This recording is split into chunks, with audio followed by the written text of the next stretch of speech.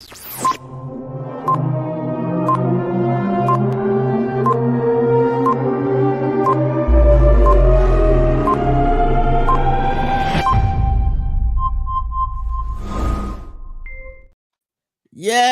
sir. The dynamic duo is back like we never left. Welcome to another marvelous episode of Overreaction Offseason. I am the governor of college football. With me is a guy that needs no introduction, the mayor of college football, Nino Brown. Nino. What up? Nino, things are certainly heating up in our sport. The College Football Playoff Management Committee has agreed to the 5+7 playoff battle. As even discussed, and I hate this, explaining to a 14-team playoff as soon as 2026. Nino, we've opened Pandora's box. I am a fan of the 5+7 model, but expanding the playoff would infuriate me this soon. Like, we knew it was coming once they went from 4 to 12, but goddamn, 2 years? Like, come on, man.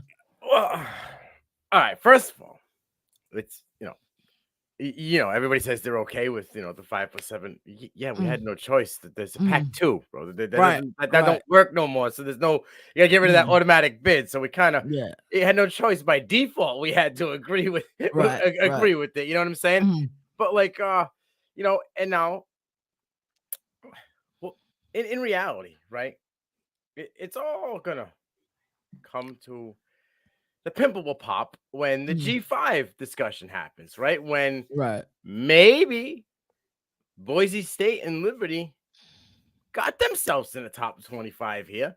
One of them wins, the conference, and they're an automatic bid.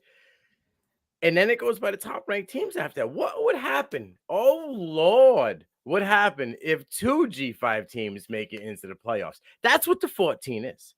You see, that's what it is. That is the safety blanket for those that are complaining about not enough SEC teams in there, or those complaining that they don't have a G5 team who went, 12-1 or 12, whatever it may be. You know what I'm saying? Like, they everything exploded. They had egg on their face with Florida State.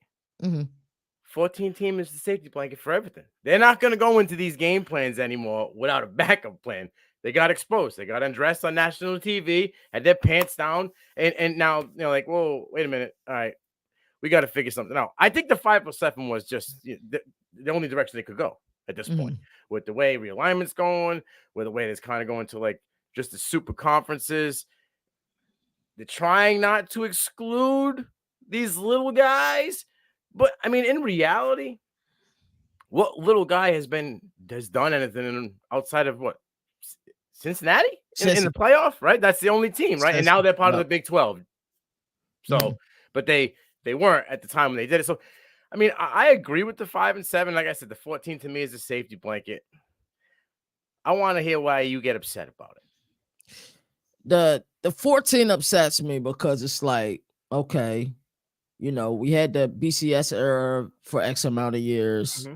We had the 14 playoff for X amount of years. We had a 10-year run with that.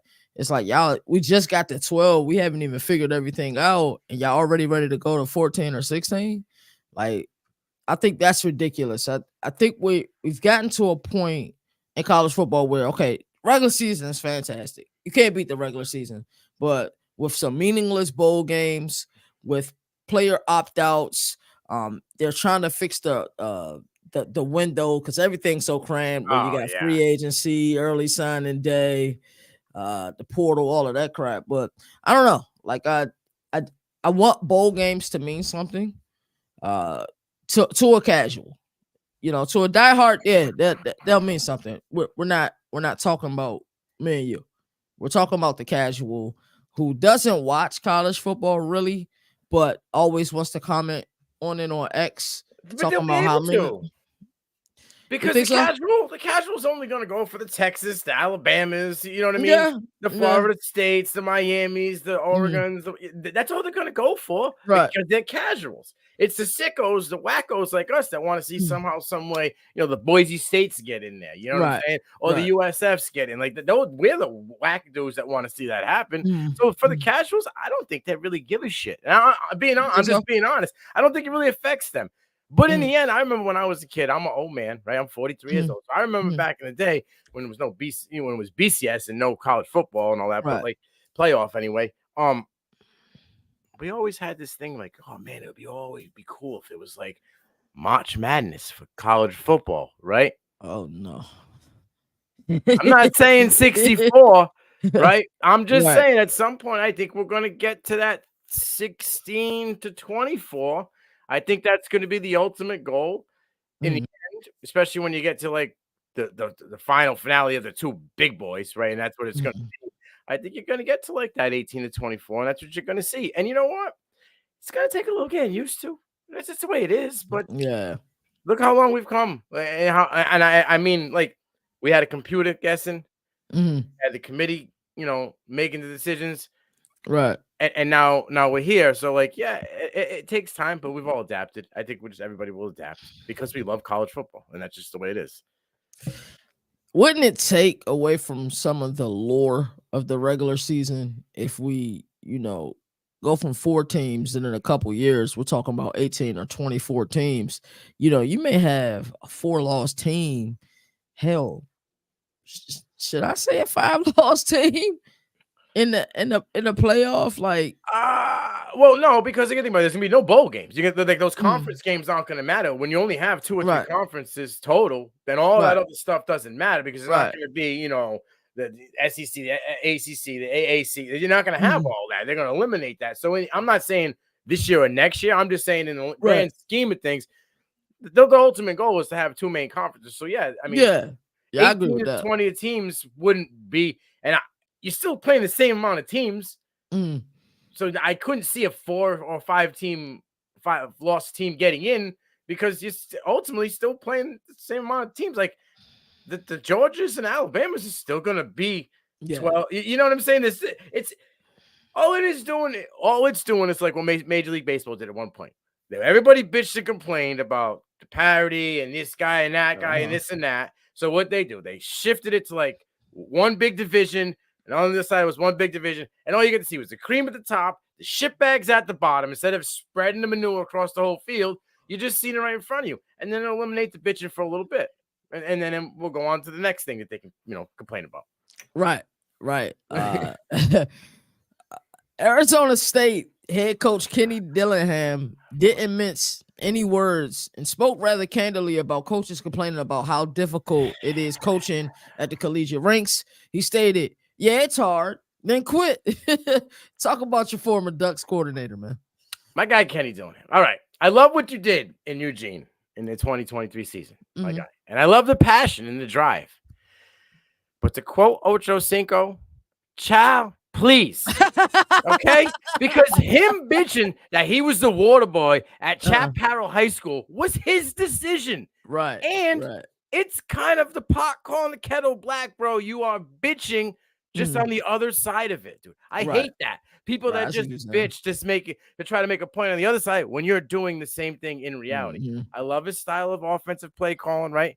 But if you sit down and you dive deep into this, is he a coattail rider?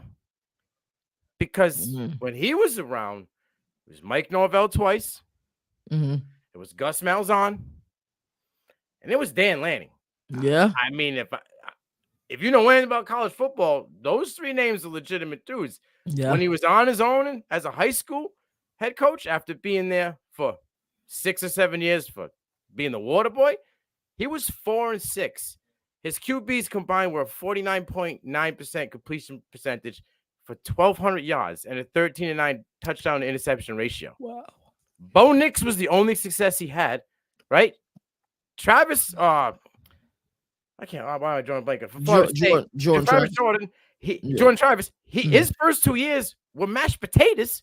It was when Dillingham was the guy there, right? And then Alex Atkins took over. And then when he took over this year as the dude, Kaka, quarterback carousel, and nobody developed, bro. No, bro. They always say, ASU experience didn't really start out well, but normally, if you haven't won anything, sit the F down and stop talking shit.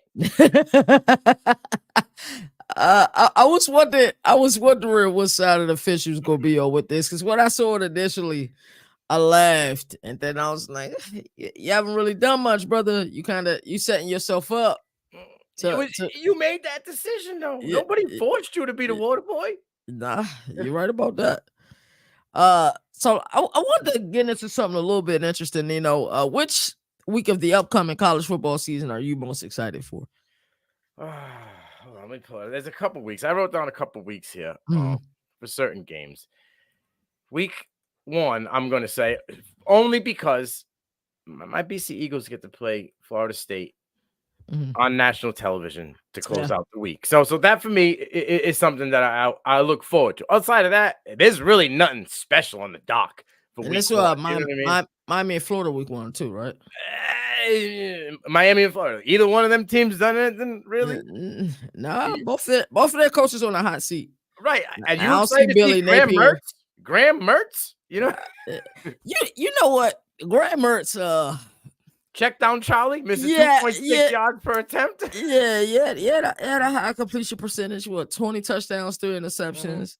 If you want to talk about a game manager at this level, did I see that when he was in Madison? Hell no. So it wasn't an improvement for him, yes, but will he be able to save Billy Napier's job? No. I don't think Nick Saban could save Billy Napier's job if he was down. That schedule is one of the most difficult schedules I've ever seen. I like week 6 because there are some bangers, okay? And it's not so much has to be with the rankings. It just got to do with the pedigree, right? Like Navy Air Force right off the rip. Boom. That's just the game, right? Michigan at Washington. The first time facing each other in the Big Ten, right? Iowa at Ohio State, right? Then you got Auburn at Georgia. Ole Miss at South Carolina. Alabama plays Vanderbilt. Still SEC. Missouri against A&M. Tennessee at Arkansas. You know what I mean? Clemson at Florida State. Duke at Georgia Tech. Like that Duke at Georgia Tech, low key, is going to be fireworks. People. I don't think game. Murphy against King. You know what I mean? Like it's going to be something. Again, you get Florida at Cal. People are sleeping on Cal. They're a team I like this year. Like Kansas at Arizona State and Texas Tech at Arizona, and then West Virginia, another sleeper team at Oklahoma State. Those are some banger matchups early on in the season. I do like week 8, week 10, and then week 14 looks like rivalry week pretty much. So those are the weeks that I'm looking for. Week 6 for me is one, because you know what? That's where I feel like the people got the tape and the boxing gloves. You figured everything out by that time on who's going to be your guys, right? If there was any kind of QB battles, running back battles, anything like that, you've already figured that out by week 6. Now we're locked and loaded. Gloves are taped up. I'm coming out to entrance music, and I'm coming to knock the shit out of you. So that's why I like the matchups for week 6. Week 3 is my sneaky good week. Week 3? You got the Apple Cup. You got the Civil War. Georgia goes into Kentucky. Alabama goes to Madison. And then there's this thing that happens after this week where both Georgia and Alabama have a bye. So they have tough games, then a bye, and then they play each other in week 5. Texas A&M, Florida. We talked about the Civil War, talked about the Apple Cup. It was one more decent. Oh, Arizona, Kansas State. That's a damn good game. That's a damn good game. Your boys playing Missouri that week too. So I like it. It's a decent slate of games. I feel like it's one of those sneaky good weeks where we'll come out that week and we'll learn early on in the first quarter of the season where some teams really are. Oh yeah, I agree. I feel like between like even rivalry week doesn't really get me fired up anymore, because I feel like it's one-sided in a lot of these rivalries. Lately, yeah, you know what I mean? It has been. I feel like from like 11 to like 14, it's kind of it's a wash. You got like maybe a handful of bangers, and then the rest of them we'll have to see when we get there. For sure. So now I want to start a series with you. This is actually something I seen you and Boom do last year. I was like, yo, man, Nino got to do this one day. Let's go. It was so dope. So let's start off, man, with some of your contenders for the Davey O'Brien Award winner. My dark horse or my top 5 contenders? I want to hear your dark horse, because I don't think people understand how really, you know what, they probably do understand by now how really you deep dive, bro. So let's hear dark horse. I'm going to go with one guy, and it goes on health alone, because I feel like there's a fire under his ass. Everybody's back over there. A lot of questions on why either running back returned. I don't understand it, because he could have been a top 5 pick for a running back. But I'm going to go with Jalen Daniels out of Kansas. I like that. If he's I like healthy, that. that defense is solid, right? The returns and pieces on offense, I think he can have a good year. And then the next two guys are young bucks. I'm gonna go with a sophomore and Byron Brown out of USF. I'm all in. Put all the chips in on this kid. I think what he can do What and only Golish is grow. doing there is Yes, fantastic. the program's the rush. He's got the arm. He's developing more as a passer, right? He can throw off grid, out of pocket. So I'm liking him. Fafita, man. Noah Fafita is my last dark horse. Give me. I just think his showing his leadership, his character, coming back to that program. He got his boy. He come back with them. Pieces of fun, lining up. They got a running back now. He'll be given the keys because it wasn't his job last year. Like, some people don't remember that your boy. Deloro's gone, bro. Gone to the NFL. Listen, Mm-hmm. and I want to make this clear. This kid forced him out of Arizona State. Okay, and then the Deloro wasn't anything special. I think his turnover to touchdown ratio was so close, right? Yeah. And he was not, but he forced him out of Arizona, right? Took over the job, forced him out, made him hit the portal. Kid went to Texas State, legal issues hit, had to leave there because the people at Texas State were up in arms. Had to go to NFL, probably going UDFA now. Thank you, Noah Fafita. Yeah. That's a fact. So I'll give my dark horse. And then you can give me your contenders. My dark horse is no surprise if you've been paying attention, man. Kyle McCord, bro. I'm all in. I'm buying stock. There's a couple teams. If you've been paying attention to, like my boy Nino always say, the tea leaves. If you've been paying attention, I'm all in. All my chips are in. Oh, hey, Kyle McCord and the Syracuse Orange got the ability to make me look extremely foolish this year or extremely educated this year. We shall see. So that is my dark horse. I like it. I mean, you know me, man. I'm right there with him. Ain't got to worry about a thing with me. I feel like there's going to be a fire lit under his ass. Pieces around there, they're getting put back. He's got a monster on the outside that they say plays tight end. He's a wide receiver. All right. Jackson is a wide receiver. Yeah, I agree. They got pieces. They brought in pieces. I think the culture's changed. I think everybody on there, a lot of the guys on there get some chips on their shoulder and things. A formidable running back in their schedule. Granted, we don't hand out championships in February, but their schedule, if I'm in the ACC, I want Syracuse's schedule. It's very similar to Louisville's schedule last year. I think they have a chance to be 2024 version of Louisville this year. Yeah, I just things had to change over there. You saw the meltdown happen midseason, and I think everything will be on the rise. So. Consecutive years in a row. Like, think about the hot start they had in 2022. Yeah, but you didn't see quarterbacks lining up, outside doing cartwheels and backflips. Like Gary Schrader was. I mean, come on, that was just disgusting. Like, they were up until week 6. They led the nation in points per offense and defense, like the most points scored offensively and defensively, and then just hit a freaking wall, dude. Granted, there were injuries. Dude just said, folded in my laundry, coach. I'll show up, bro, but I'm just showing up, and that was it. And Babbage couldn't reel it back in. The locker room was gone, and it was just a shit show. I mean, the game they lost to BC was just gross. So, all right, let me give you my top 5 guys. All right. Caden Salt is my number 5 guy. Growth. People want to question his character, whatever, because he got kicked out of Tennessee. I believe it was a fight, right? He was, but he's got the talent. It was there. He was recruited to SEC school. Had that not happened, look at Cam Newton, right? Laptop issue, kid went on and did his thing. This is growth can happen in those situations. We're seeing that he's a leader, hit the portal, then he came back. I think he's got something to prove because now his guy CJ Daniels is gone, went on to LSU. I think he's going to want to prove something, and I think we're going to see a little bit more out of Salt. I think that's going to put him in this Davey O'Brien talk. Guy that's just kind of moved up like the Jeffersons, if that's even possible. It's Dylan Gabriel. It's got to be in this conversation. I love it. It's got to be too many weapons. With Evan Stewart and Tez Johnson coming back, it's probably a top 3 wide receiver combination in college football right now. And people are sleeping on Ferguson coming back. Like he's going to be a top tight end coming in this draft class. Line's good. They're built for what they're doing. Like Lanning's top 5 coach. Dylan Gabriel's going to ball out. I think Dylan Gabriel's should be. And if he's not in everybody's Davey O'Brien, it's a crime. Yeah, I agree. My guy Quinn, Because, and I'm going to say this why, but oh, it's a guy. Nah, it's not because of that. Okay. Yes, I do like Quinn. He does have issues. I tell you all the time, he does have trouble with the deep ball. Okay. Right.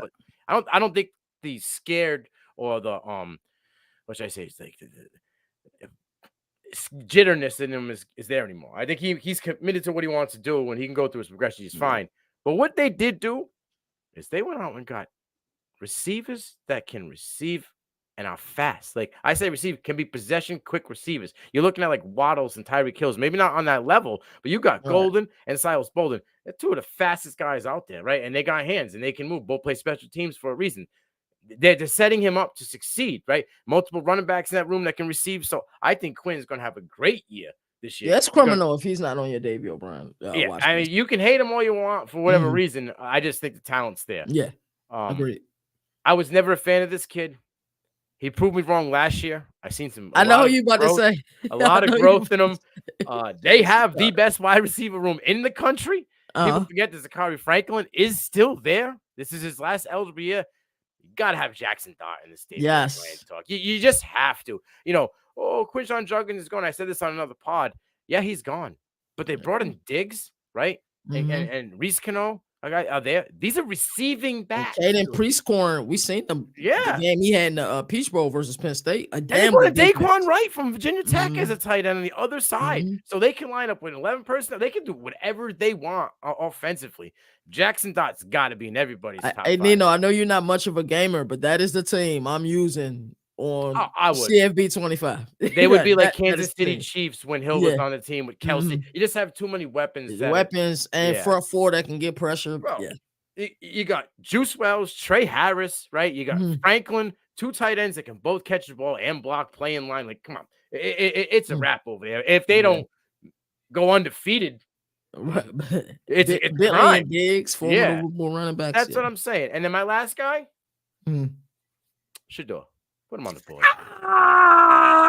Let's go. You want to talk about what a game plan, executing it, and coming out on top? I think Prime went into this portal and said, "Oh, okay, you guys all hated on me, sure." But I went and got four-star offensive linemen. I got a 5-star recruit that came in that everybody thought wasn't coming. I got 3 wide receivers to offset everything else I couldn't do, and I have a plethora of running backs and young talent.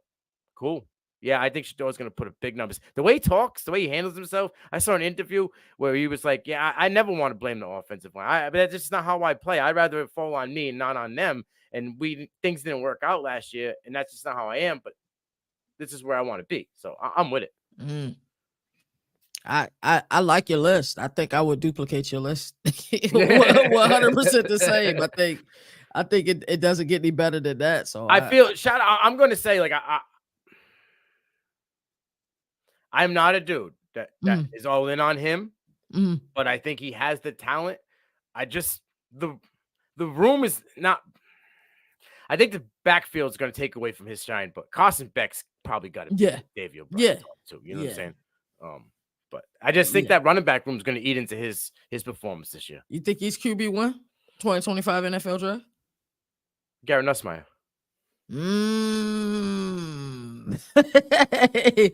Hey, man, that is crazy, man. Garrett Nussmeier, bro. Like, my boy Andy, I was a Nussmeier fan. I've been telling you that for a little bit. I said if Daniels didn't develop and take that step, it was nuts. They paid that dude to stay, bro. Yeah. They paid him, I'm talking buku bucks to stay and sit on the bench and not hit the portal. It's his to go with. And I only say this because I don't know if Wegman's going to be 100% healthy. For that reason alone. Like, Wegman would be my one, right? But I don't know if he's going to be 100%. Like, he's my guy. Even in an anemic outside of Cyrus Allen, wide receiver room, and Noah Thompson, right? Like, yeah, and Noah Thompson's a 6'8" guy who can't catch very well. But that's why I think it's Ruben Owens season over there. But yeah, it's those 3 guys right there for me in that class. Let's go off script for a second. I want to get your quick take before we get up out of here for today's episode. I'm sure you saw that NIL restrictions were temporarily banned by a federal judge, which means play for play is here. Give me like a 3-liner. Wait, say this again to me. What did you say before? The pay for play? Yeah. It's officially open. What do you mean it's officially open? It's legally open. You want my take on this? Yeah. What's your take? Yeah. Motherfuckers just caught up to the times.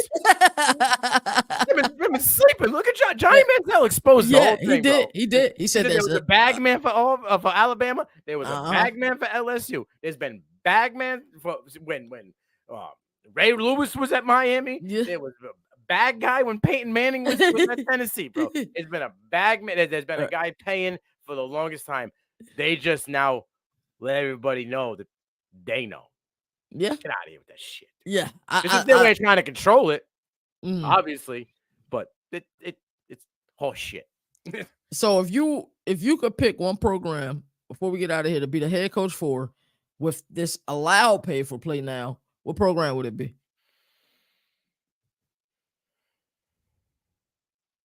Get me down in Miami, bro. I'll bring back to you. I'll get that boombox and that big necklace back on these people. I'll stop paying them boys. You know them boys, them down south boys. I'll tell you one thing. I'm the head coach in Miami. Ain't a damn 4 or 5 star leaving Florida that I didn't try to get. Yeah, you can't lose in your city, your state, and your pipeline. That just can't happen. If you lose in Florida, you best win in Texas. If you lose in Texas, you best win in California. You know what I mean? I hear you, D. I hear you. It's just Cap.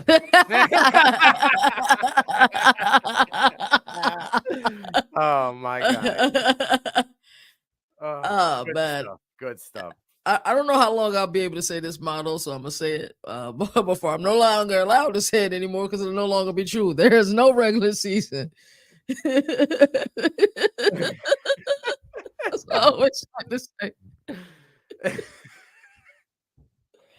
Oh man, college football got the greatest regular season, man. At least for now, until the best off season, and the best off season until they say, "Hey, let's have 30 teams in this college football playoff."